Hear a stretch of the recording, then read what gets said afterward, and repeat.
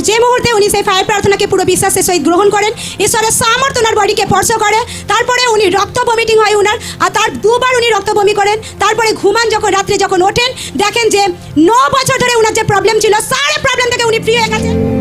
ঈশ্বরকে ধন্যবাদ, ঈশ্বরের দাসদাসীকে ধন্যবাদ।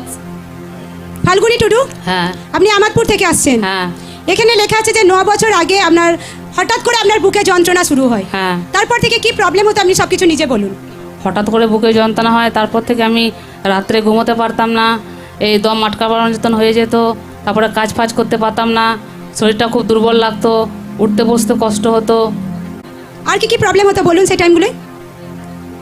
সেই টাইমগুলোয় কাজ বাজ করতে পারতেন না, না, কাজ বাজ করতে পারতাম না, চলতে হাঁটতে আপনার কষ্ট হতো প্রচুর, আর আপনার এর কারণে আপনার প্রচন্ড পরিমাণে ভয় লাগতো আপনার? হ্যাঁ ভয় লাগতো। যন্ত্রণা কি সব সময় হতো না মাঝে মাঝে হতো? মাঝে মাঝে হতো। মাঝে মাঝে হতো। হ্যাঁ।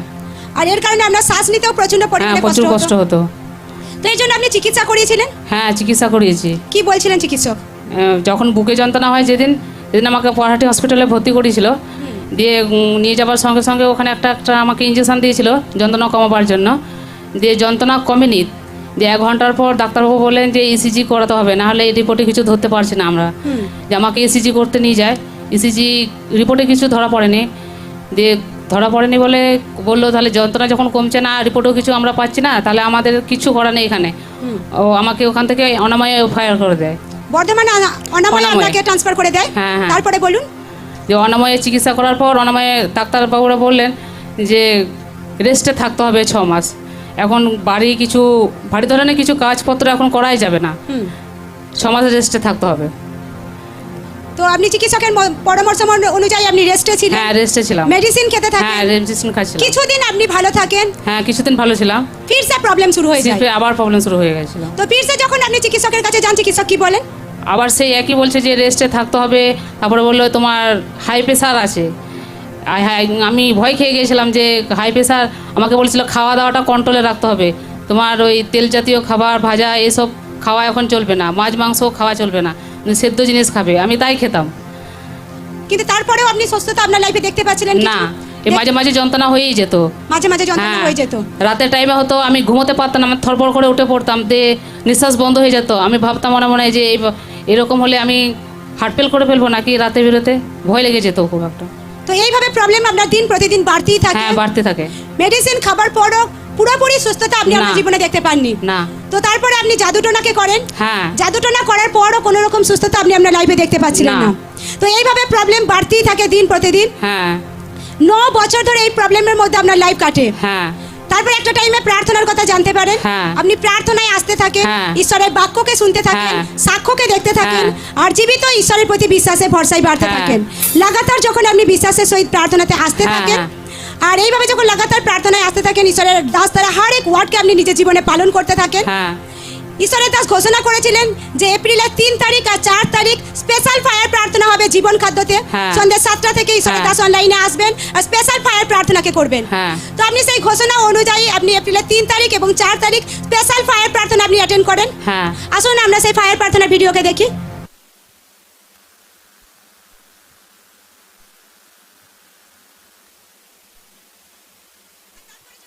সেই জীবন খাদ্যতে স্পেশাল ফায়ার প্রার্থনাকে রিসিভ করেন, তারপরে কি হয় বলুন? তারপরে গাটা একটু কিরকম গরম ভাব চলে এলো গায়ে, কিরকম অস্বস্তি ভাব লাগছে আমার। যে আমার মেয়েটা ছিল, বলছি কিরকম একটা গাটা লাগছে, মনে হচ্ছে বমি করব আমি। তখন আমি বাইরে বেরিয়ে আমি বমি করলাম, ভাত খেয়েছিলাম, ভাত বমি করে বের করলাম, যে মনে হচ্ছে কি একটা গলায় আমার এখানে আটকে আছে। মেয়েটাকে বলছি আমার এখানে কি একটা গলায় আটকে আছে। বলছে কিছু অসুবিধা হচ্ছে? আমি বলছি হ্যাঁ অসুবিধার মতনই তো, দম আটকাবার মতন হচ্ছে আমার। তখন আবার আমি বমি করলাম, তখন দেখছি রক্ত বমি করেছি।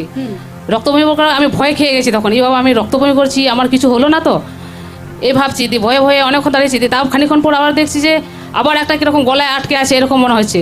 আমি গলায় এরকম খুব এরকম মালিশ করছি, এই মেয়েটা আমাকে দেখে ও কাঁদতে শুরু করে দিয়েছে, বলছে মা রক্ত বমি করছে।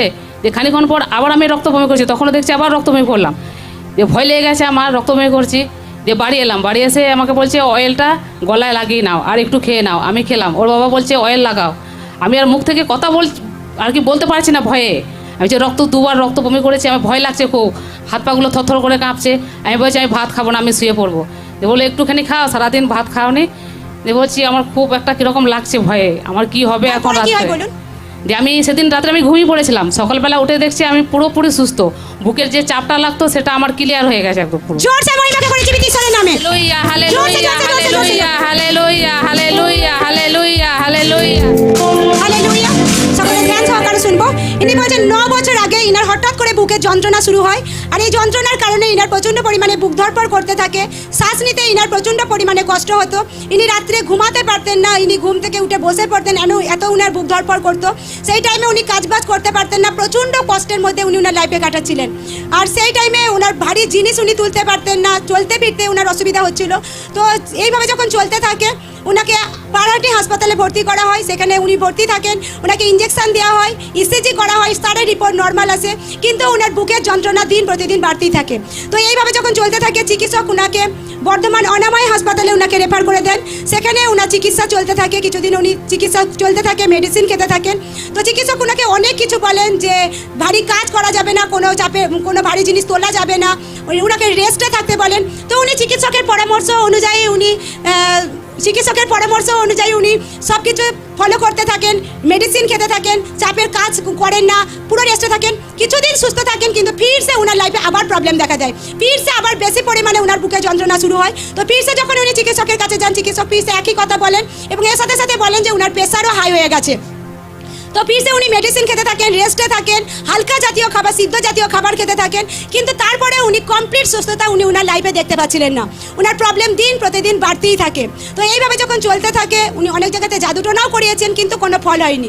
তো একটা টাইমে যখন উনি প্রার্থনার কথা জানতে পারেন, উনি নিয়মিত প্রার্থনায় আসতে থাকেন, ঈশ্বরের বাক্যকে শুনতে থাকেন, সাক্ষ্যকে দেখতে থাকেন, আর জীবিত ঈশ্বরের প্রতি বিশ্বাসে ভরসায় বাড়তে থাকেন। লাগাতার যখন উনি বিশ্বাসের সহিত প্রার্থনা অ্যাটেন্ড করতে থাকেন, ঈশ্বরের দাস ঘোষণা করেছিলেন যে এপ্রিলের 3 তারিখ আর 4 তারিখ স্পেশাল জীবন খাদ্যতে স্পেশাল ফায়ার প্রার্থনা আছে, আর লোকরা সেই ফায়ার প্রার্থনাকে রিসিভ করুক। আর উনি সেই ঘোষণা অনুযায়ী 3 তারিখ এবং 4 তারিখে উনি অনলাইনে জীবন খাদ্য যে স্পেশাল ফায়ার প্রার্থনা উনি রিসিভ করেন। যে মুহূর্তে ফায়ার প্রার্থনা উনি রিসিভ করেন ঈশ্বরের, আসুন আমরা সেই ফায়ার প্রার্থনা ভিডিওকে দেখি। জিরোমিও 30:17 পড়ব। কারণ আমি তোমার শাস্য ফিরিয়া আনিব ও তোমার ক্ষত সকল ভালো করিব, ইহা সদা প্রভু কহেন। সকলে উচ্চ আওয়াজে আমার সঙ্গে বলুক আমেন। প্রভু যিশুর নামে আপনার শাস্য রিটার্ন আসুক। এই বাক্য অনুযায়ী হর এক রোগ প্রভু যিশু ক্ষত সকল দ্বারা সুস্থ হয়ে গেছে, সেই বাক্যকে আপনার বডি লাইফে ঘোষণা করছি। যিশু খ্রিস্টের জীবিত নামে রোগের আত্মা আপনার বডি ছেড়ে চলে যাক। রোগের আত্মা এই বাক্যকে শুনুক, বাক্যের সামর্থ্যকে শুনুক, আর out the name of the Jesus রোগের আত্মাকে এই মুহূর্তে আপনার বডি ছেড়ে যাওয়ার হুকুমকে দিচ্ছি। হর तरह की ব্যথা ফের প্রভু যিশুর নামে আপনার বডি ছেড়ে চলে যাক। আপনার কিডনিতে বল আসুক প্রভু যিশু জীবিত নামে, লিভার, হার্ট, অঙ্গ, হর এক অঙ্গতে বল আসুক প্রভু যিশু জীবিত নামে। আর যে মুহূর্তে উনি সেই ফায়ার প্রার্থনাকে পুরো বিশ্বাসের সহিত গ্রহণ করেন, ঈশ্বরের সামর্থ্য ওনার বডিকে স্পর্শ করে, তারপরে উনি রক্ত ভমিটিং হয় উনার, আর তার 2 বার উনি রক্ত বমি করেন। তারপরে ঘুমান যখন রাত্রে যখন ওঠেন, দেখেন যে 9 বছর ধরে উনার যে প্রবলেম ছিল, সারে প্রবলেম থেকে উনি ফ্রি হয়ে গেছেন, সারে বুকের যন্ত্রণা গায়েব হয়ে গেছে, সারে শ্বাসকষ্টের প্রবলেম গায়েব হয়ে গেছে। তারপর থেকে আজকে 3 দিন হচ্ছে উনি সম্পূর্ণ সুস্থ আছেন, সম্পূর্ণ ফ্রি আছেন। জোরসে মহিমাকে করে জীবিত ঈশ্বরের নামে। হালেলুয়া জোরসে, জোরসে, জোরসে, জোরসে হালেলুয়া মহিমাকে করে আশীর্বাদ করুন। Hallelujah hallelujah.